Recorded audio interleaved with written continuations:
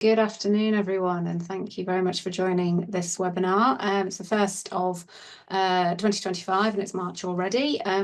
We are covering contracts today, and you've got myself, Farina and Reese, all partners in the travel team here at Fox Williams, talking about different contracts. If you can move to the next slide, please, Dan. The first couple of topics Farina and I are going to take between us. We're going to just go through some top tips that we have come across recently or keep coming across when we look at commercial contracts in the travel space, whether they be agency contracts, supplier contracts, or tour operator contracts, and some recent UK legal updates that have impacted those. Depending on time, how we go with the first section will determine how much on tech contracts we cover. We may do a separate session on those, but we will just talk about the EU AI Act and how that is impacting travel, or how it could impact travel. And then lastly, Reese will cover payments contracts and just talk through some of his top tips on what he's seen in negotiating those type of contracts. Just a little bit of housekeeping. You're all on mute and your videos are off. We would love to have your questions as we go through. We'll answer them at the appropriate times. Please use the Q&A section for that. This webinar is being recorded. You can't be seen or heard, and everything you say on the Q&A will be confidential. If we don't get a chance to answer your questions, we will get back to you afterwards. So with that, I will hand over to Farina, who's going to start us off. Brilliant. Thank you, Lucy. So yes, I'm going to kick us off on this section, just looking at PTD risk in supplier contracts. If you could just move on to the next slide, please, Dan. Thank you. So what we're going to do in this section is basically just look at some of the issues that we've been seeing on behalf of clients, and this particular one relates to PTD risk. So the issue tends to be if you're an intermediary which organises packages, so whether you're organising them as an agent or a principal, you're selling the supplier's travel service alongside other components as part of the package. So you're going to have multiple suppliers providing one package holiday. And because it's a package holiday, of course, as you know, you have PTD liability to the customer for the entirety of that package. So what that means is if one supplier fails you, it could impact the provision of or the enjoyment of the rest of the package holiday. But, a failure by one supplier could mean that the customer is entitled to a price reduction or to compensation, or even to cancel or curtail the entire package. However, when you are negotiating the contracts with travel suppliers, they don't want to assume any PTD risk, and they don't want any liability in relation to any other components that are being provided as part of the package.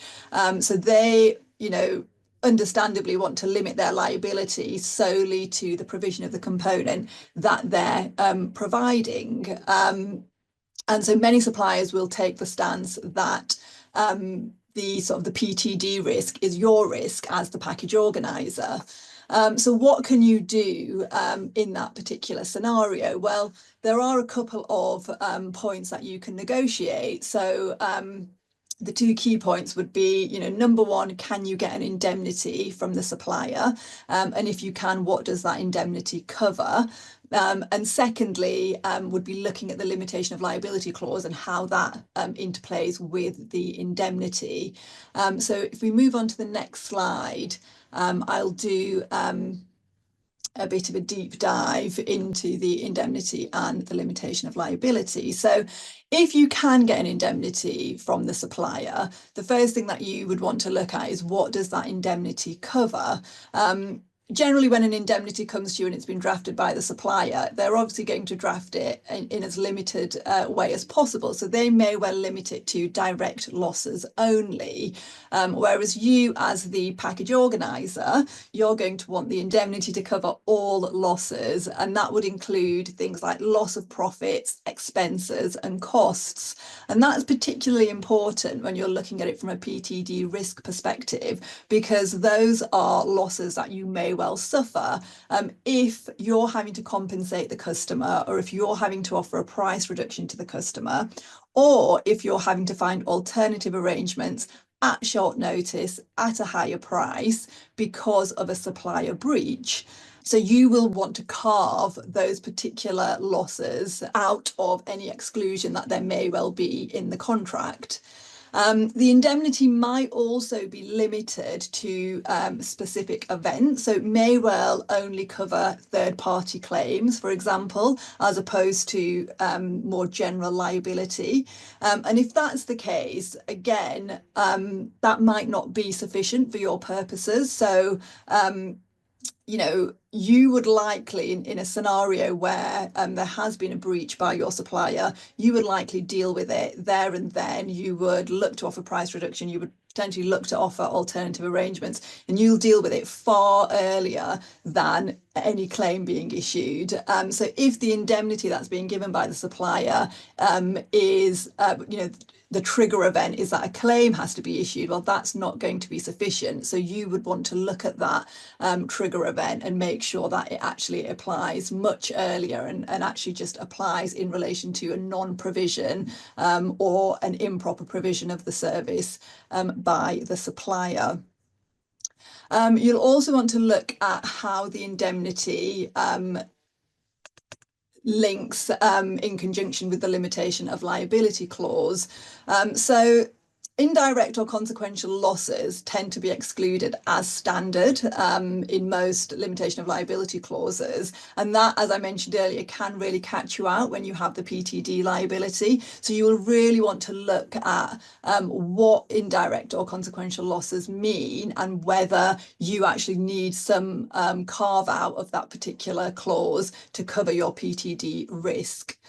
You'll also want to look at whether there's a cap on liability. And if there is a cap on liability, is the indemnity subject to it, or is the indemnity excluded from it? The cap also tends to be linked to a number of things, but generally you would tend to see a cap linked to things like the charges being paid under the agreement, so either the charges paid or payable under the agreement. Now, if that's the case, what happens in year one of the agreement when actually the charges could be quite low that you've paid under the agreement? How does that interlink to any potential liability that you would have under, for example, an indemnity?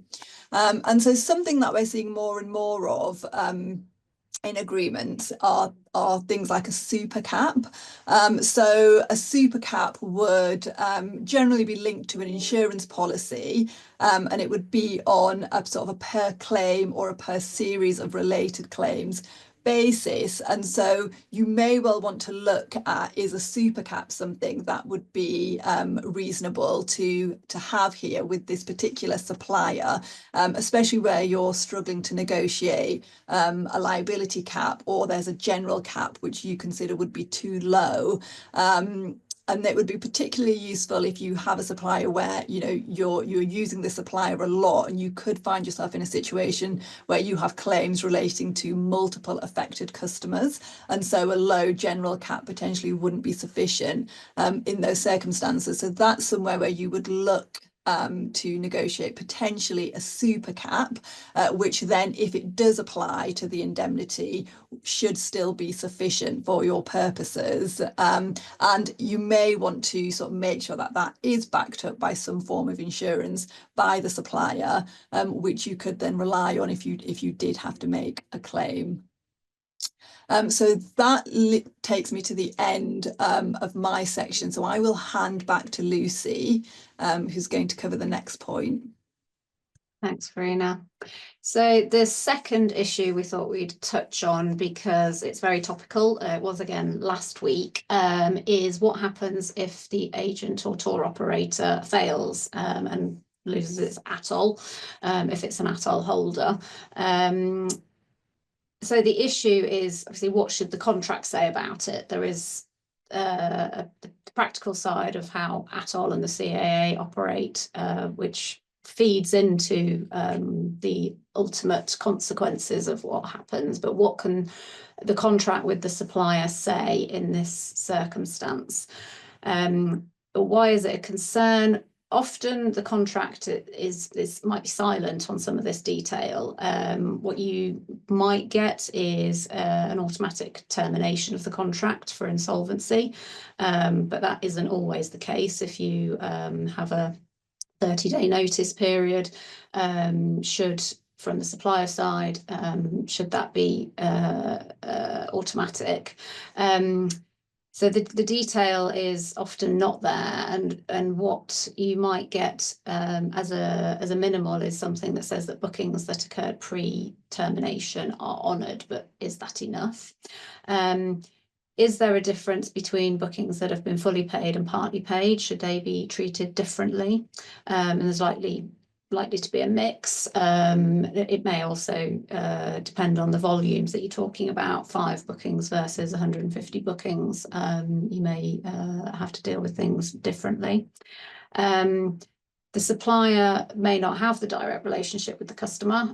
Certainly with a tour operator agreement, they wouldn't. With an agency, unlikely, quite possibly, even though there's the direct contract between the supplier and the customer.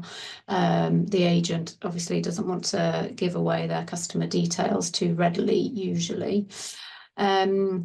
The supplier may have received some payment from the agent or tour operator, but may not have, the payment terms may not be that the full payment is needed yet. But there may be some, there is lack of visibility if an agent or a tour operator has taken full payment for the whole package, but the supplier hasn't been paid yet. So customer is paid in full, but supplier hasn't been paid in full. What happens in that scenario? And also, supplier doesn't want to assume liability for the entire package if their element has been is one component of a few.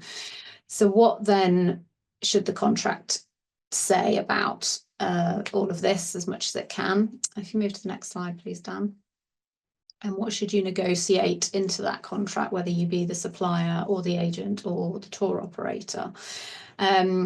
As I was saying, there may or may not be an automatic termination on an insolvency or a failure. Check whether you want that, or whether you want to be able to give notice. Suggest automatic is probably best. Check whether there is anything in about what happens to bookings. As a minimum, we would say bookings, well, depending on which side you're on, as a tour operator or agent, you want the supplier to honour bookings that have been made before termination. But from the supplier side, you don't want to honour a booking if you haven't received full payment. So there's a negotiation there to be had. What can the supplier do about getting information about the booking? So some agents pass on their own details rather than the customer details. Can the supplier negotiate getting information about the bookings that it has directly from the supplier? It may well be that that's a futile right to have anyway, because at that point you're probably dealing with the insolvency practitioner or the CAA if it's ATOL protected. They may or may not give booking information over. So something to think about there from the supplier side.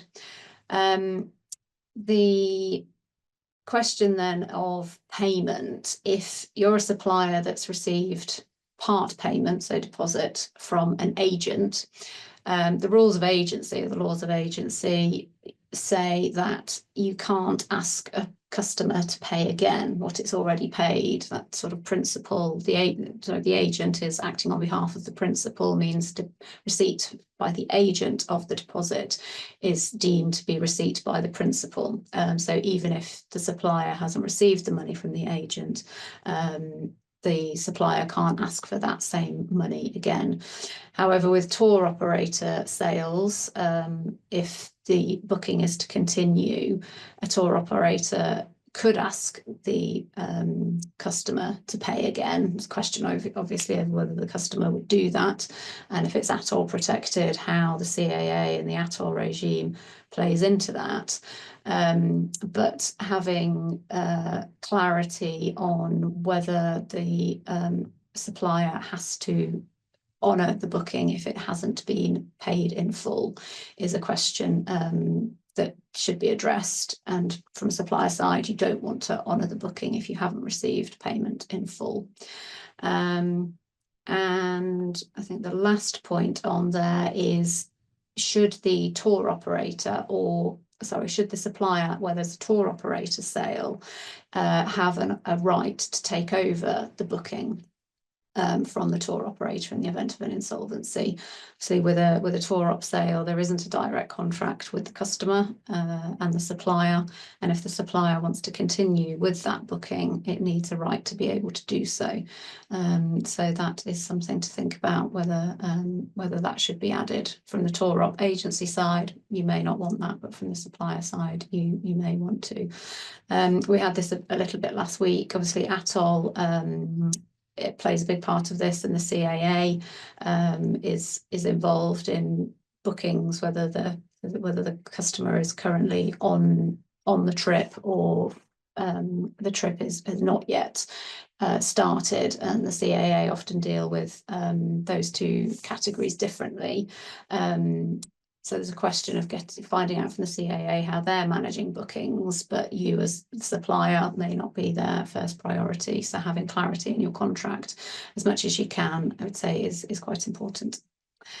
So that was that issue. Moving on to issue number 3, something totally different.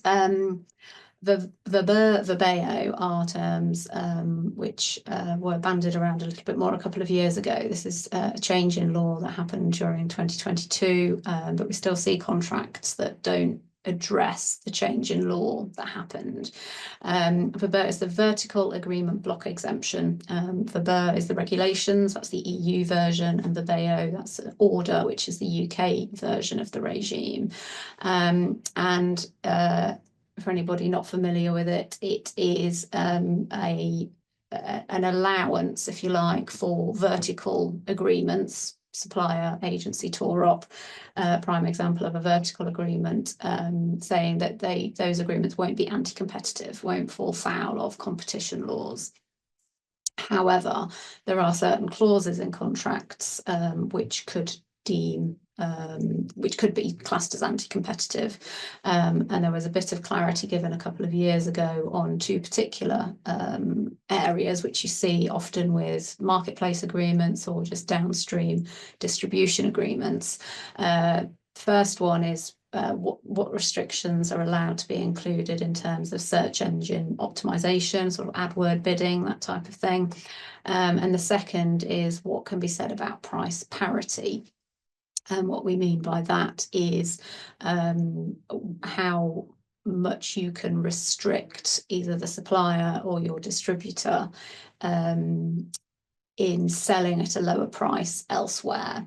So a wide price parity provision says, so if you're the intermediary, that clause would say the supplier, neither you can sell at a price cheaper than I can, and you, supplier, are not allowed to allow any of your other distributors to sell at a price cheaper than I can. So nobody else can sell cheaper than me. That's the wide one. The narrow one is the intermediary saying to the supplier, only you are not allowed to sell at cheaper than me. Your other suppliers can, but as between you and I, you won't undercut us in the sales market. So there were questions whether those types of clauses were allowed from a competition perspective, and there was a bit of, like I say, a bit of clarity a couple of years ago, because there was a lot of case law about it over the years, and there's now a difference between the UK approach and the EU approach. This new law came in post-Brexit, and so the UK took a different approach. And so I'll deal with parity first and then sort of AdWord bidding. Position now is that if you have a contract which is only UK centric, doesn't impact EU boundaries, EU customers, EU sales, narrow parity clauses are allowed, but wide aren't. But the EU has a different approach, and at the moment, it is in a slight state of flux. Their starting position was that generally no parity clauses are permitted, whether they be wide or narrow. The EU took the approach that, but all of those clauses, restricted competition, shouldn't be allowed. But that position is being challenged across different European courts. There's been some in Amsterdam, there's been some in Germany. So it's something to keep an eye on if you are subject to these clauses in contracts you receive, or if you want to include them in the contracts that you're pushing out. They do need looking at with a fine-tooth comb a bit now to see whether what you're putting in there is allowed or not, depending on the remit and where you're selling into. So that's parity. And then the AdWord bidding. So we've all seen the clauses that restrict your distributors, your agent, your tour ops using particular words when they buy Google AdWords or other equivalents. The UK guidance on this now is actually quite restrictive, and it says intermediaries can't be prevented from using all online all online advertising channels. So if there's a sweeping clause that says you're not allowed to use our brand names to bid for words on any search engine, or any AdWord company, that's not allowed. That sweeping statement's not allowed anymore. One might be, more than one, questionable, but certainly you can't have that sweeping statement anymore. So if you're the intermediary, we've had it where suppliers impose that on you as the intermediary. You can challenge that now. But if you want to impose restrictions on your supply chain, you need to be very careful on how those clauses are now worded, what you restrict them from doing. So again, they do need looking at with a finer tooth comb. I will hand back to Farina now to talk about the next issue. Thanks, Lucy. So so I'm going to cover off the last two issues in this section. So changing tack slightly. So we're now going to look at agency contracts, and an issue that we're seeing more and more of, which is agents wishing to pay by credit card, and what tour operators can do to protect themselves in this situation. So what we're talking about here is where an agent wishes to remit customer monies to the tour operator using the agent's own corporate credit card. So we're not talking about a situation where they might use the customer's credit card. This is where the agent has their own corporate credit card, more than likely virtual, but they are looking to make payment or remit customer monies to the tour operators using that credit card. So there's a number of commercial reasons that an agent might want to do this. I imagine sort of, the main one being that the agent can keep the money in their business for longer by paying via a credit card. But they might also be doing it because they want the chargeback rights that come with credit cards. And that's where, where real issues can be created, and is something that tour operators really need to be aware of. So the risk here is that if a customer raises a complaint or makes a request for a cancellation, the agent could potentially bypass the tour operator's complaints handling procedures and simply initiate a chargeback against the tour operator instead. And likewise, if you have a situation where a customer initiates a chargeback against the agent, so assuming the customer has paid the agent by credit card as well, you could have a situation where the agent just simply does the same in turn against the tour operator. And obviously in that situation, a tour operator has the right to dispute the chargeback, but it's expensive and it's time consuming, and it would actually be in addition to dealing with the customer's complaint themselves, just using the tour operator's normal complaint handling procedures. So what can you do in this situation as a tour operator to protect yourself?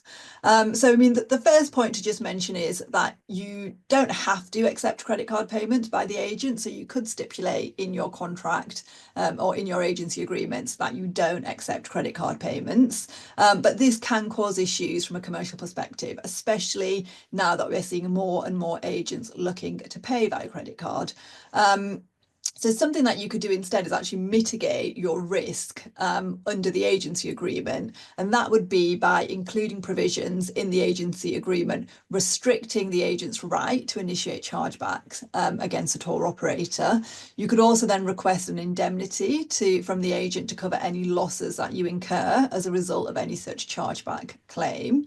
And I guess the point to flag would be it doesn't eliminate chargeback risk altogether. If an agent wants to initiate chargeback under the card scheme rules, they can do that. And as a tour operator, you don't have any control over that. But it would make it a breach of the agency agreement. And it just makes it really clear from the outset the conditions on which you're prepared to accept credit card payments. So essentially what you're saying to the agent is, yes, we'll allow you to pay by credit card, but these are the conditions that apply to said payments. And the last point that I just want to mention on this is, obviously, if you are receiving credit card payments, you might be subject to merchant services fees as a result, which you otherwise wouldn't be subject to. So you may want to look at, do you want to reimburse those fees from the agent? And if actually it's a significant amount of payments that you're receiving by a credit card, that might be something that you want to consider. If we could just move on to the next slide, please. The last point that I want to mention very quickly, because we are a bit tight on time, is actually just looking at customer contracts and specifically looking at the recent Court of Appeal case of Sherman and Reader Offers. So this involved a cruise holiday which had to be significantly changed by the cruise operator because of icy weather conditions. And because it was a package, the customer was claiming a refund and compensation under the PTRs on the basis that this was a significant change of their package holiday. The point that we really want to focus on is a comment in the Court of Appeal judgment, which we actually think is really helpful for package organisers, which suggests that a clear pre-booking warning given to the customer that the package itinerary is uncertain and liable to change can have an effect on the obligations of the package organiser if the itinerary is then subsequently changed. In particular, the Court of Appeal indicated that the obligations that a package organiser has, where there has been either a pre-departure significant change or a post-departure failure to provide a significant proportion of the travel services, may not apply in this situation. So one way of interpreting that is that the Court of Appeal is essentially saying that it would be unfair to impose the PTR obligations on the package organiser in these circumstances because the customer was notified of and understood the risks of a changed itinerary, and they decided to take that risk by making the booking. The one thing that we just do need to flag is that the judge did limit his comments to special situations where the itinerary is uncertain, and did also give cruises and expeditions as the example rather than beach holidays.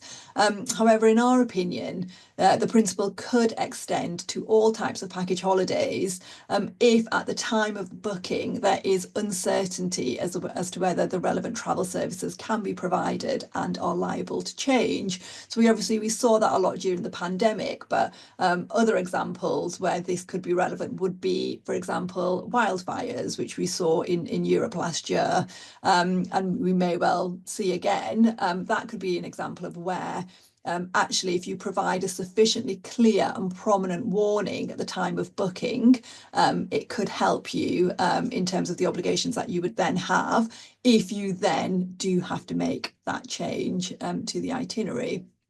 So this is something that you may just want to look at incorporating into your booking journey, if you do find yourself in a situation like this where you are, where you have customers booking itineraries that may well be subject to change due to sort of these types of circumstances.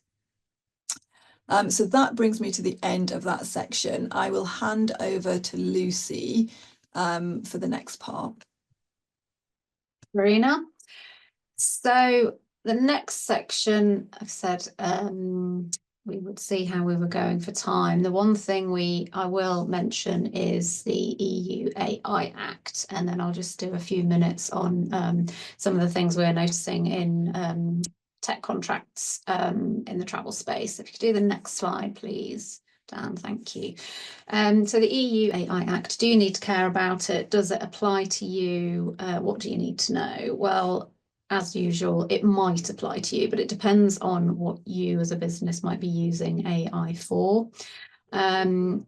Most likely travel companies aren't going to be creating any type of AI. They're going to be buying it in, using it, having it developed for them. And so it depends on what you're using it for as to whether it applies. So 3 possible examples, internal use, an HR system. You in the legal team might be asked to look at a contract for a new HR system, nothing to do with the booking side of your business or the travel, but it's just an internal system, but it relates to HR and employees or potential employees. You might have an AI system to help you with the bookings, whether that be pulling in inventory, choosing the best inventory for you to offer on your site, whether you're using it in your booking system or your reservation system to produce suggestions for your agents to recommend to customers. That is another potential use case. And then something like an actual customer-facing chatbot, for example, you may well be using those already, but something digital, something not human, which is helping a customer on your website. So what does the EU AI Act do? It basically prohibits the use of some systems and then categorises others based on risk. Like I say, if you think about the AI Act in similar terms to how GDPR has come to operate in contracts, there are different categories of person, organisation, like you have controllers and processors under GDPR. The AI Act talks about deployers and providers. So travel companies are likely to be the deployer of a type of system. And it's worth remembering this is an EU Act. It doesn't apply directly into the UK, but it will apply to UK businesses if you're using the AI system for EU matters, whether it be for EU customers or with EU agents, for example. So it's got extraterritorial effect as all of these regulations do these days. So in terms of the categorization, the things you need to think about, if you can move to the next slide, please, is the type of whether what you're using falls within a category that is prohibited. And it's unlikely, very unlikely, that I think anything you do will be absolutely prohibited. But anything to do with employment or people may well be classed as a high-risk AI system. Depends exactly what it's being used for. And then things like AI in chatbots may be classed as what limited risk or a minimal risk system. And if that's the case, the thing with the high risk systems, that is where you as a deployer of the system have obligations, and you to actually keep records, have somebody in place who knows how to use the system. There's a whole host of obligations on the deployer of those types of systems that you would need to be aware of if you as a business are starting to use them. But things like AI and chatbots, that is not so much maintaining records internally or having an internal new system like you've had to have with GDPR, but it's about visibility and transparency with the customer. So making sure the customer knows it's talking to a chatbot if you are using that on your website. If you just move to the next slide, please. So what do you need to do? I think it's just, are you aware that, are you being asked to look at any contracts that deal with AI? We've had some of it's sort of off the shelf, bought in standard form contracts, but we've had clients who are having somebody design a more bespoke solution for them.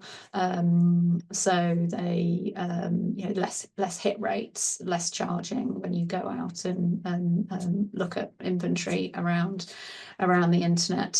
So that we know there are bespoke models being designed and developed. Question is what you're using in scope? The provider of the system should do this analysis. Question whether they are. If they're savvy, they should know about it. But for example, US tech suppliers, of which there are many, are they aware of this this piece of legislation? So something to think about. And then if you are in scope, if the system is in scope, are you classed as a deployer of the system? Again, that's defined. Look at whether you are, and then if you are, say there are obligations on you to do that. As a deployer. The Act is in force, but it's a sort of gradual implementation. The first things came in February this year, which is why we're talking about it. That was the prohibited systems, what's not allowed, but then there's a trickle effect on the impact, the introduction of other provisions in the Act. And if you don't comply, there are penalties, there are fines commensurate with GDPR, and as a deployer, they can also apply to you. So be aware of what you're using and whether you're in scope or not. So that was all on the AI Act. I'm very conscious of time, so as I said at the start, I think we may do a separate session on tech contracts because there's plenty we could talk about. The one thing I will just mention is the DSA. We are starting to see, that's the Digital Services Act. We're starting to see contract clauses come in. You as a travel company may well have analysed whether the DSA applies to you. It applies to marketplaces, online platforms. Even if it doesn't, you may be dealing with people who it does apply to, and then they have obligations to get information about suppliers. So the clauses that we're seeing are asking the supplier, the provider, to provide more information about the inventory that is being passed down the supply chain. So be very aware of that. It's not being put in because the other side is being difficult. It's something that has to be displayed on their websites for the customers to see. So I won't mention anything else. Apologies if you did sign up to do just for this section, but we will do another session on tech contracts. I will hand over to Rhys now to talk about payment contracts. Thanks, Lucy. Next slide, please, Dan. So I'm going to talk about payment contracts, an area which has become much more prevalent in our practice, particularly since COVID, where we really did see quite a few disputes with acquirers over the terms of these payment contracts, and certain acquirers leaving the market, other coming in, travel clients transitioning to new acquirers, and that experience has thrown up some pretty good learnings that we're going to focus on today. And we're going to focus on sort of specific clauses and specific areas of these agreements, which we think might be of interest to you. So we are going to focus, like I've said today, on the relationship between travel companies and their acquirers, and these are typically set out in a merchant services agreement. It can be called many different things, but that's the phraseology I'm going to use today. And for anyone on this webinar that has had the misfortune to have to read this, you read one of these MSAs, you will have seen that they are extremely one-sided. They can be very long. They can be written in an American style, I find, in terms of huge exclusions of liabilities and things like that. And partly there is a good reason for this, in the sense that acquirers themselves are typically under, strict legal obligations themselves in terms of their contracts with the card schemes, where they will think that there is very limited room for them to maneuver and to give way because they have obligations to comply with. Therefore, they want to pass those on to their travel company clients. But on the flip side, there are certain areas within these contracts where there is a bit of room to maneuver, and it is more of a commercial issue for the acquirer. You will find quite a bit of pushback, and you will need to have a bit of leverage in terms of the volume of transactions that you're putting through in order to be able to get these changes made, because often the acquirers are just reluctant to change their standard agreement because they have a very large customer base. It's a commoditized product, and so there's not really the appetite for making bespoke arrangements with lots of different travel companies. But that's where there is some scope to make some changes. Next slide, please, Dan.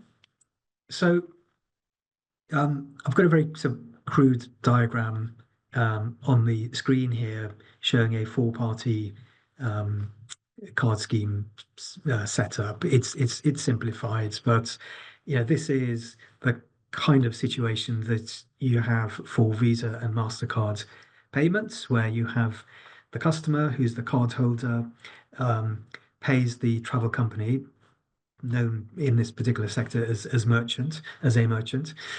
So they use a payment card that could be a debit card or a credit card, which has been issued to them by their card issuer. Now that card issuer could be a bank, like HSBC, and that card issuer is able to issue that card to the customer under an agreement that they have with the card scheme. So in this setup, I'm talking about Visa or MasterCard. Amex is slightly different. And then on the other side, the travel company is able to take card payments because they have a contract with an acquirer, and that acquirer promises to acquire the customer's payment details and then to do what they need to do to deliver back cash into your account. So the acquirer is able to do that. I mean, the acquirer is a financial institution. The acquirer is able to do that by virtue of their agreement with the card scheme as well. Now, I mean, there are lots of other parties that may be involved. Just one of the ones I mentioned here alongside the acquirer is a gateway services provider. That may be a different company to the acquirer. It may be the same company, but the gateway services provider is basically in the business of taking data from you, taking the cardholder data from you and giving that to the acquirer so that the acquirer can do what they need to do. And sometimes the gateway services provider will provide you with a payment page which is framed on your website, so the customer data goes straight to them. And similarly, they may also have other offers like pay by link or taking payments by telephone, things like that they provide, where they just collect the relevant data and give it to the acquirer. So that's a very basic primer. Now, if we look at some of the particular clauses of these MSA contracts, which can be problematic. Next slide, please, Dan. The first thing I want to mention is that often in these MSA agreements, there is a complete lack of any definition about or any explanation as to the particular services that the merchant is getting. So you would expect in a normal commercial agreement for there to be a very clear explanation of what it is that the acquirer is providing, the particular service. But for some reason in these agreements, and we have seen lots, where the scope of services is either not defined at all or defined in a very, very general poor way. And it's completely lacking in any detail which kind of backs up what the commercial people have been talking about in terms of the service that they've agreed to offer you. And this could be obviously in relation to the actual authorization, capture and acquiring services that the acquirer will be providing themselves, which is all to do with collecting customer money. But there are also other ancillary products that they may be offering, such as access to a portal for you to see the transaction data and things like that. Often none of this is referred to in the scope of services.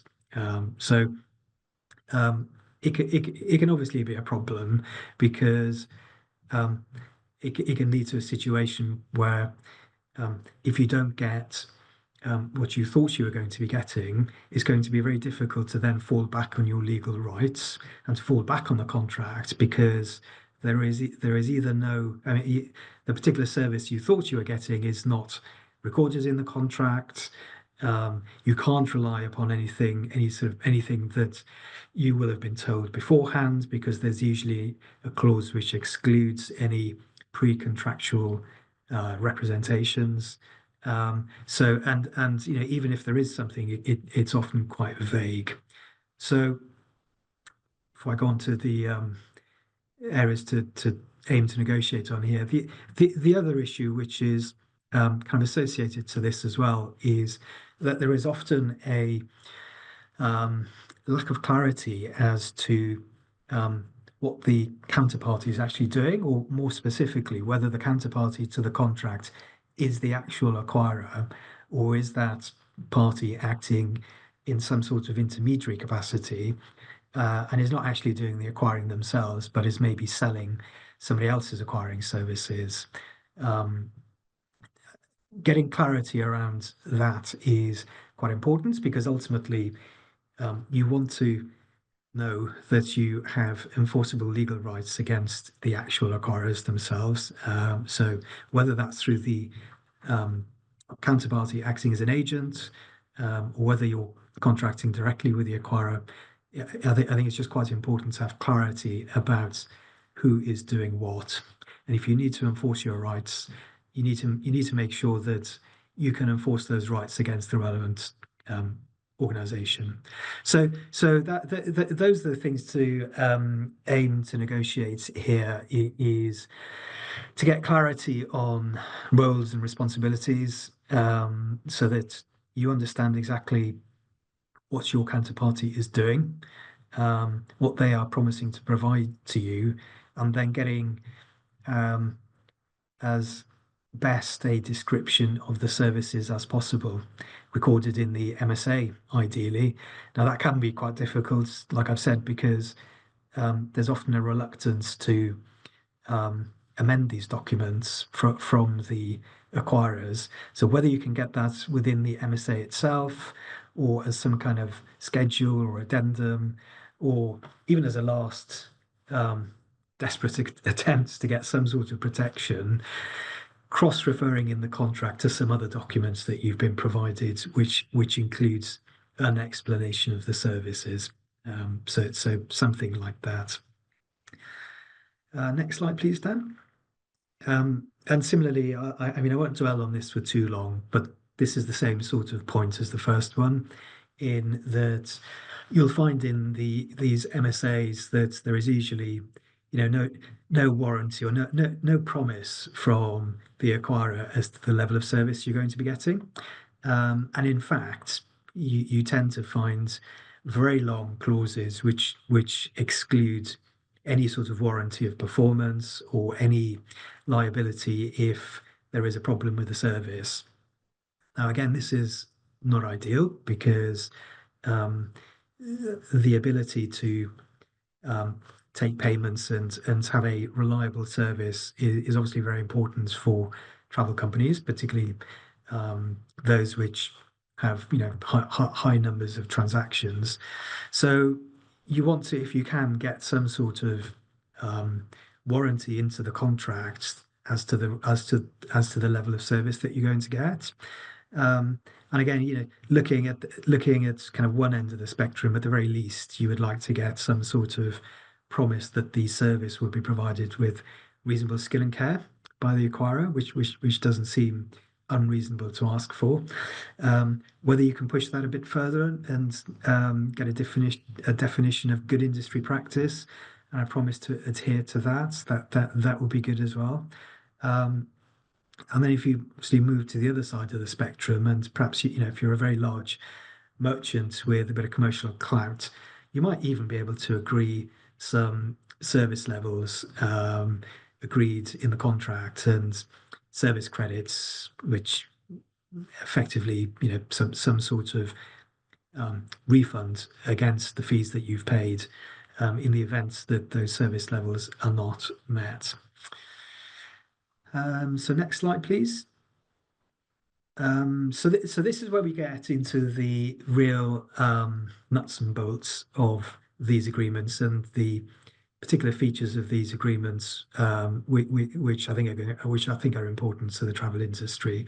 So you will usually find in these agreements broad indemnification obligations on the travel companies, that they will indemnify the acquirer against any customer chargebacks or any card scheme fines.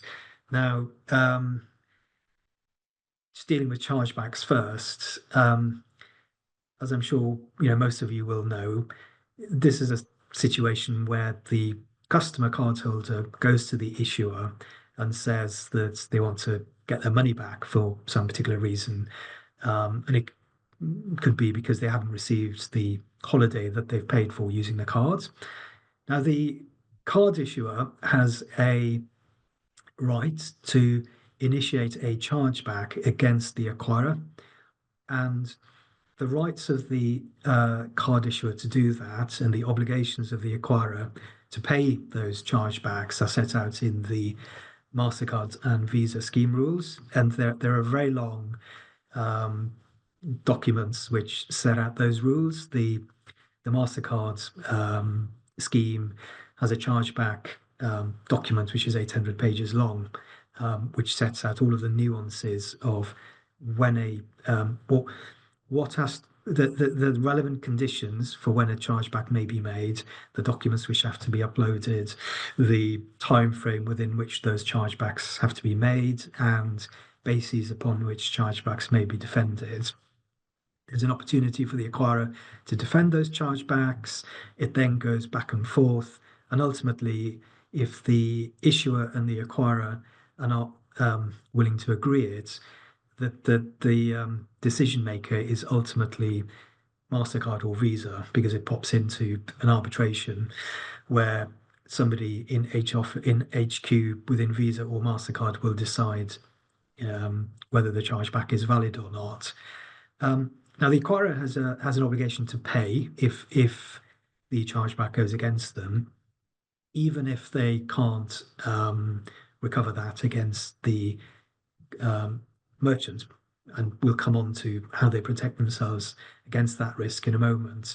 But in relation to the contract, well, what they will ask for is just a very broad indemnity from the merchant, that the merchant will pay whatever chargebacks which come their way, which seems fair enough on the face of it, because it may be that the travel company has cancelled a holiday and hasn't paid a refund. So in those circumstances, you'd expect the travel company to have to indemnify the acquirer from chargeback liabilities.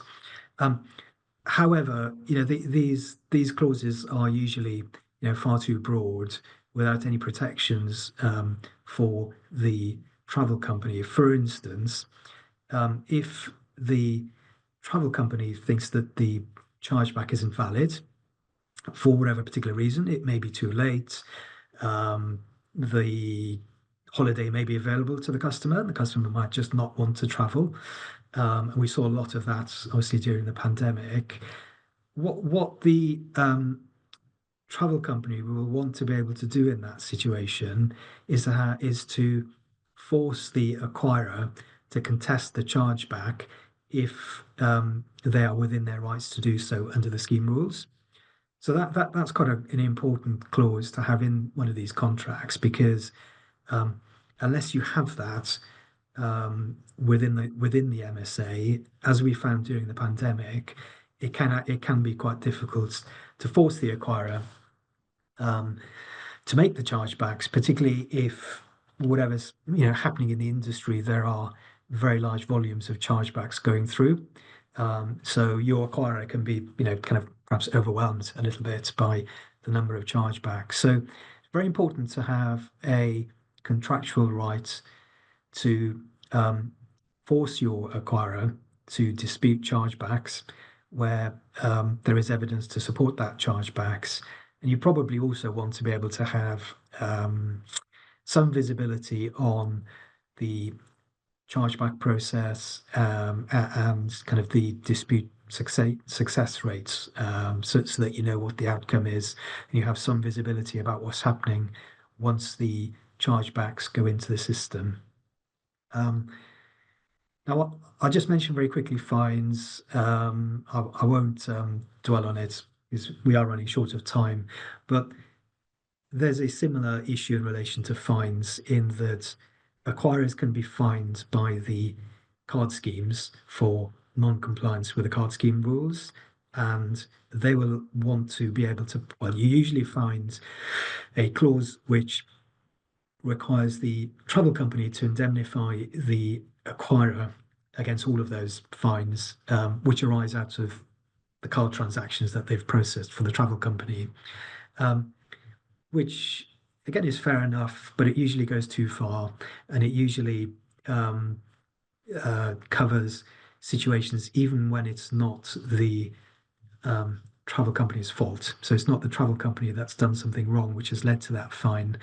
And often the indemnities will cover situations where it's the acquirer which is at fault. So again, you will usually want to pare down those clauses and to build in some protections for the travel company. Next slide, please. So, I mean, this is the other major topic I'll cover, and I think I might then just leave the other topics because we are running out of time. Because, as I said earlier, the acquirer is ultimately on the hook for chargebacks, even if they cannot recover against the travel company because the travel company's gone bust. So you will find very broad protections within the MSA, which allow the acquirer to require the travel company to provide security. So that could be cash in a bank account, it could be a bond, or something like that, so that the acquirer has the pot of money to call upon in the event that the travel company goes bust and they have to pay a load of chargebacks. So they usually have the ability to require security, and they also usually have the ability to defer payments out or to create a reserve. So basically, from the money that they're collecting for you, they often have the ability to decide unilaterally that they're going to defer the number of days before they pay that out to you from 1 or 2 days, whatever you've agreed, to 10, 15 days, whatever, so that they build up a pot of security which they can use to cover chargebacks, liabilities. Now, this is again usually a red line for acquirers in terms of clauses in the contract.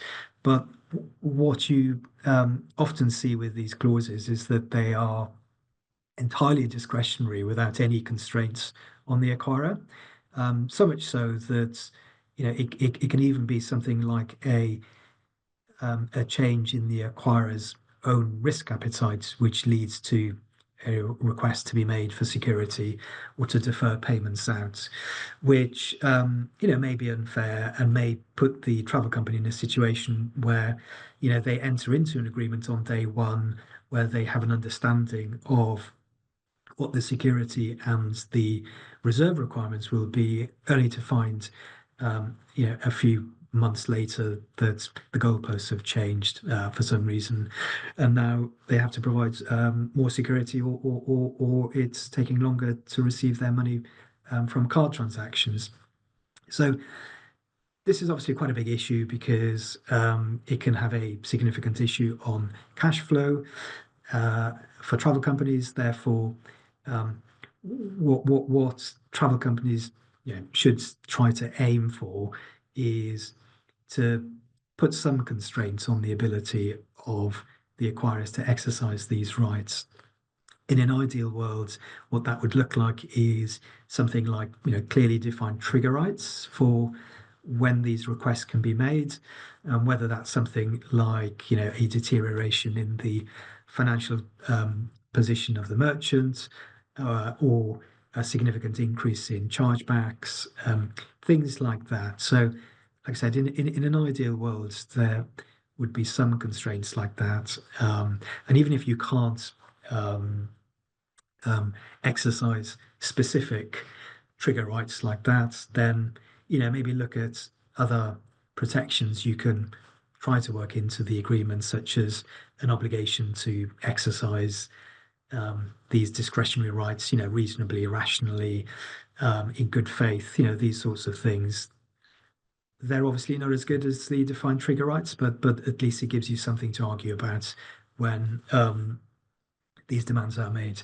The final point I'm just going to mention is it's a specific issue for travel companies, in that when you are negotiating these issues with your acquirers, I think it's quite important to be aware that not all of the liability in the event of a travel company failure, not all of the liability will necessarily be picked up on by the acquirer, because if it's an ATOL transaction, the CAA, the Air Travel Trust Fund, will pick up a part of the liability, and there are agreements between the CAA and certain acquirers where they agree what the divvy up should be in the event of a failure. So often the people that you're negotiating with at the acquirer may not know this. So it's helpful if you're trying to negotiate the security arrangements to bring this into the conversation, because what you don't want to do is to give security for the entire transaction to the acquirer, and security for the entire transaction to the CAA as well. So I'm going to stop there because we've run out of time. I think there's one more slide which you can read at your leisure when you get the slides after this talk. But on that note, I'll pass back to Lucy. Thanks, Reese. Apologies, we've gone over again. We always have plenty to say. If you've got any final comments for Reese on the last slide, obviously let us know. We have had some questions through, and we'll answer those separately. Thank you for sending those through. I will just finish by thanking you for joining us as ever. It's great to have you join us. If there are any topics you'd like us to talk about, let us know.